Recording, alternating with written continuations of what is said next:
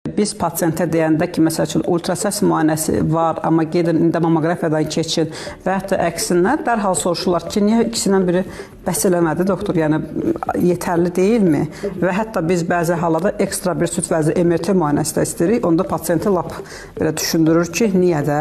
Yəni əgər biri varsa, ikisi varsa, üçüncüyə nə gərək var? Amma burada və ya məsələsi deyil. Burada ultrasəsin öz rolu var, mammoqrafiyanın öz rolu var. Təbii ki, 35, hətta 40 yaşına qədər xanımlarda süd vəzi diaqnostikasında əsas süd vəzisinin ultrasəs müayinəsi təşkil edir. Yəni ultrasəs, yəni bu səs dalğalarıdır, yəni düzdürmü? Mammoqrafiya isə 40 yaş üstü xanımlarda artıq ön plana gəlir. Yəni artıq, çünki niyə mən bayaq onun zaten biraz izahatını verdim?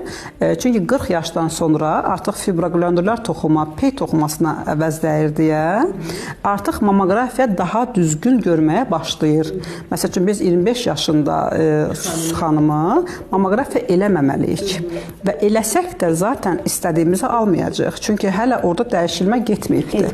Belə deyək də, yaş etibarı ilə. Təbii ki, o dediyim o yaşlanma və dəyişilmə proseslərinə uyğun aparırıq.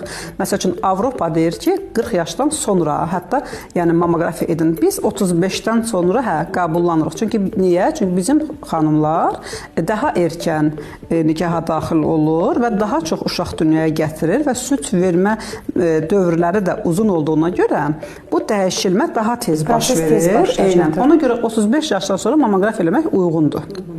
Amma Avropada və Amerikada bu 40 yaşdan sonradır bu rəqəm. Mammoqrafiya əsasən məsəl üçün süd vəzisində ultrasəs müayinəsi ilə görünməyən və pasiyentin özünün şikayəti olmayan məsələləri, tutaq ki, kalsinatları aşkarlamaq üçündür.